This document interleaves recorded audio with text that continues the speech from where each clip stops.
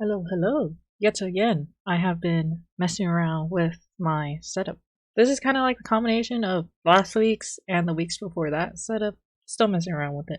But in any case, the time has come. For the first time in pretty much my entire life, I made it on time to a set release for Pokémon. I have never done this before. So, I went to a bunch of the stores, saying hi to people, seeing what's going around, seeing what's left.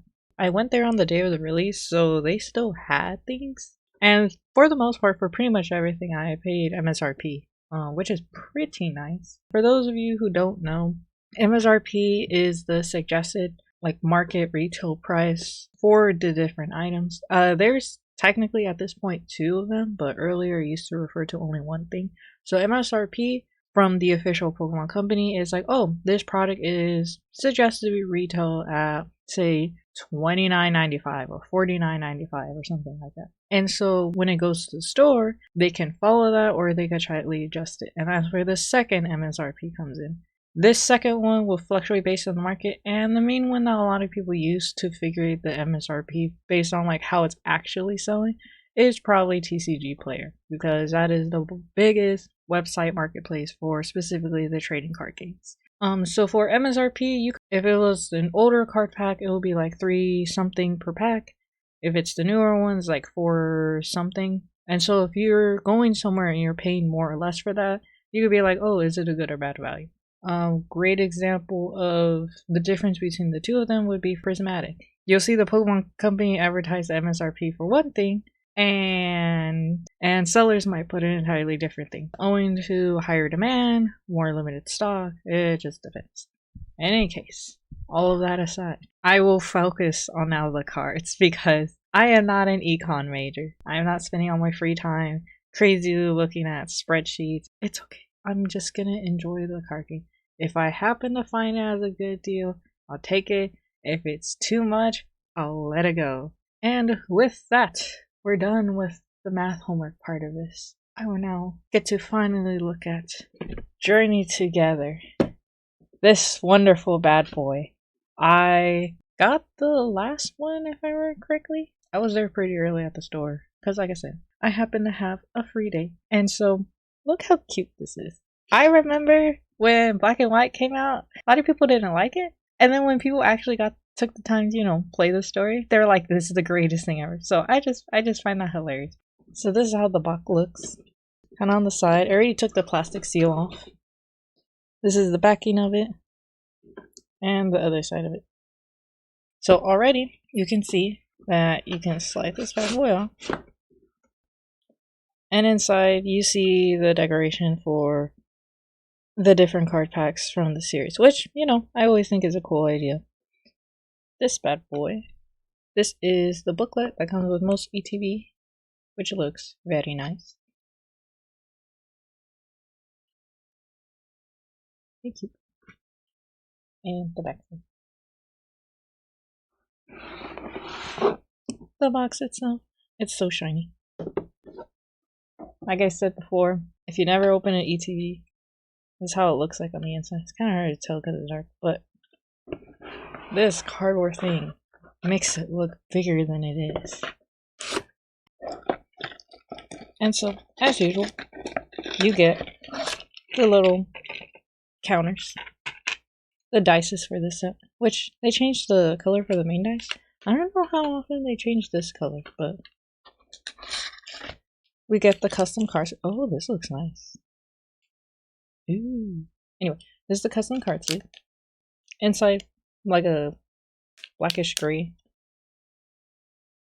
Outside, an Azora. And we get the big old stacks of energy card, which is why they're always affordable. Thank you. And the card dividers to help organize. And the promo card, they put it with the card dividers. Because, you know what? I guess it's a better idea because it keeps it sturdy. So cute. And last but not least, of course, the stack of all of the boosters packs. A different design from the set. So the other thing I managed to pick up for the set release was the entire booster box of Journey Together.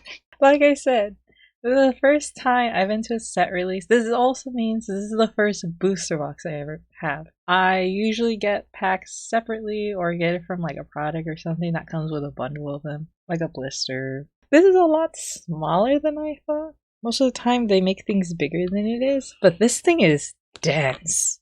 It is actually kind of hefty. So this is a lot of packs. I will not be opening all, what is it, all 9 or 8 and all 36 in one go.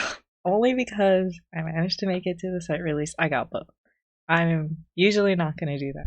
The main exception I made for Journey Together, it comes with the 1 illustration bonus card. Let me just figure out how to open this. I do have to say, I love the Pokemon stamping all over this, but yeah. Yes, I am not a seal collector, so I'm opening this bad boy up. Oh my god. Alright, there we go. Let's see if I can find it. Where is it? Oh, here we go, here we go. Is you get this bad boy in the box. This was one of the main things I was eyeing for, because I know this is exclusive only to the booster box. Open this up, and this is how some stores will display it, because that's how it's originally meant to be in the olden days of Pokemon. It wasn't usually normal for people to buy booster boxes, especially for the first few sets, unless you were like, I love this with all my passion. People were like, go for it. It was more normal, like you would see, like this is the stores getting these so you can sell individual packs one by one. And so if someone want to buy the whole box, it was pretty rare. But now I guess it's, you know, with like the promo card, things like that. I think it's, you know, with the time that has passed, it's more expected. Like, you know, you might get not stores and just like more collectors to buy the entire booster box, but who knows? The jury's still out on that one. But yeah, similarly, it's all of the different card packs in here. Except there's 36 of these. So you might be wondering, hey, how am I gonna decide how many packs to open? And that's where this bad boy comes in.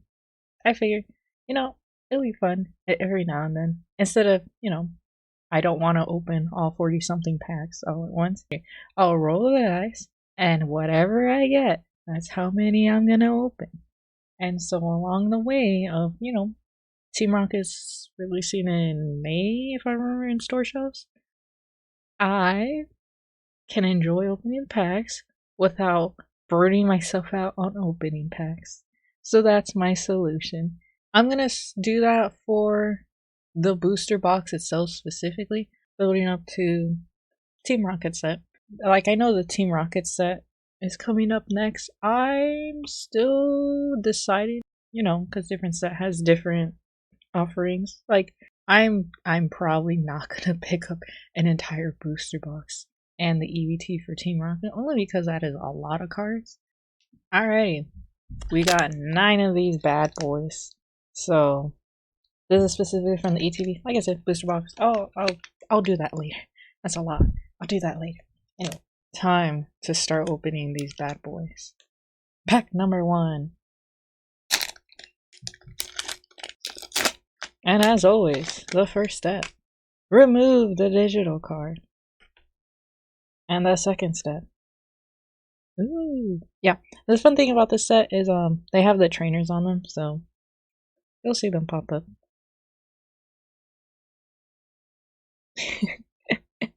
This is so worth it. Ends Claim, Hops Corvinet, very nice, and the Clefairy EX, very nice. Pack number 2. So, for the record, I decided, you know, to pick up both things. I knew it was going to be a lot of packs. So I was looking ahead of time, seeing, you know, some of the probable cards that are going to appear in the set. Because you can know that ahead of time based on, like, figuring out from the Japanese release. Ooh, Jotic. Oh my god, it's so amazing. And so I saw most of the cards and I'm like, I did enjoy the art for it. Which was, you know, unlike Prismatic, there was a lot of reprint, which is useful. But yeah, this set, I really like how most of the cards are looking, so that's one of the reasons why I picked it up.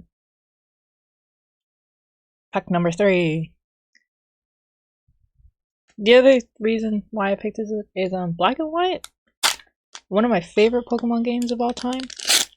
So I haven't actually finished Black 2 and White 2. I've been meaning to do that, but you know, I got sidetracked.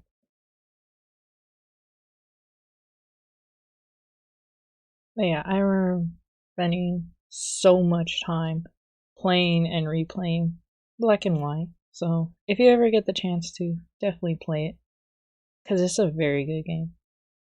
Like I said, a lot of people originally made fun of Kling Kling and Trubbish and Vanillish, but you know,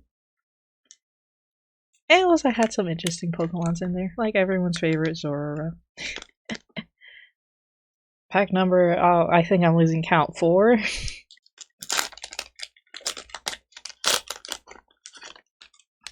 So yeah, largely speaking, throughout the entire gameplay of me actually playing Black and White, I enjoyed all of the Pokemon in there, so I figured like, hey, it's gonna be a set focusing on Black and White. I'm definitely picking it up. For the record, between the big 3 starter Pokemons, I picked Samurott. You know, Oshawott, Dewott, Samurott. I think if I were to replay it, I think I'll give it a try for a different one. Ooh. See how that goes. Next one. If I guess I still have my DS.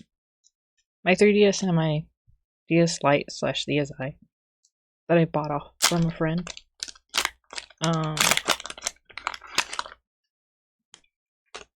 I think it would be funny if I were to replay the game, you know, and not like stream necessarily, but like do some recording of some of the things. Am I the most advanced Pokemon player? No. Am I the most strategic? No, because I'm probably that player that puts 4 different attack movesets versus like status effect. And oh, that was cool little art. Very nice. Pack number 4th from the last, I think.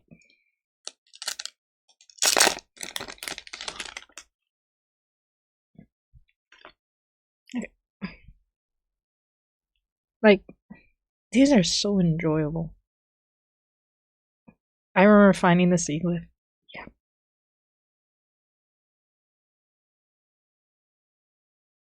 Like, I'm just looking at these cards and I'm immediately thinking of, like, the time when I was playing Black and White. Ooh. So, yeah.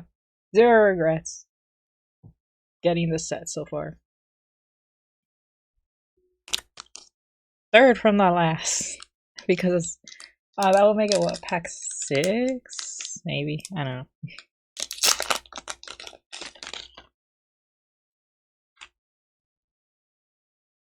know. Ooh.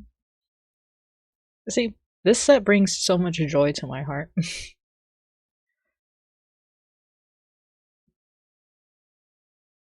Twinkling, yeah.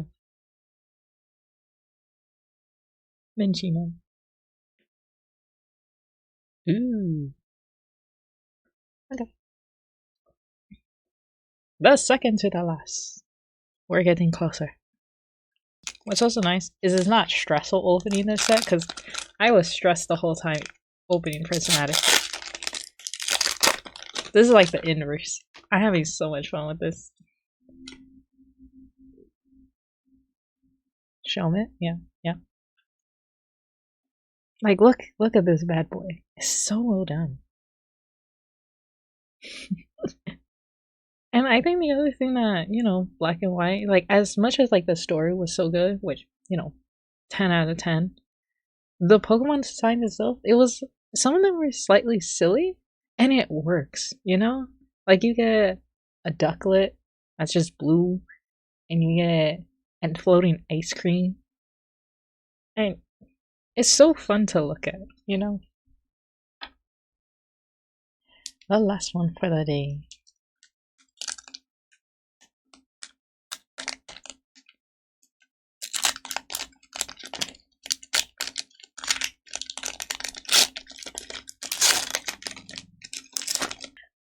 Some of my friends were like in tournaments and competitions and stuff. I just played it casually, so I might throw on some gameplay replay of it. It would be fun now that I think about it. I roll the dice, open some of the packs from the booster box, and then continue another session. Okay, I might do that. If I can figure out a way to hook it up to my computer, I can screen record. But yeah, that pretty much covers it for this week. And yeah, I'll probably start doing my little dice roll for the booster box. See how many we get through. It's so fun. Anyway. Oh my god, a Caterpie. So I hope I don't hit a 12 because that's a lot. But you know what? There's 36 of them, so who knows? That's like a third of the way. Anyway, I will see you next time.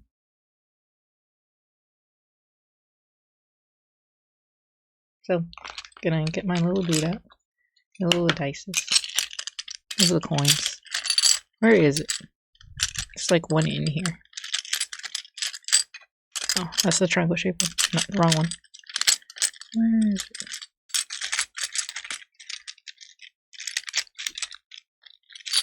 Alright, this is a 20-sided one. Not that one. Not this one.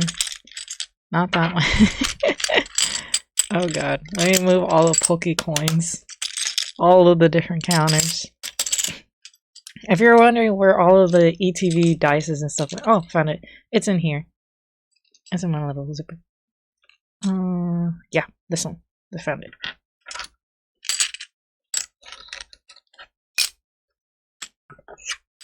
All of the counters. Oh my god. Back in there. Go on. Be gone. Okay.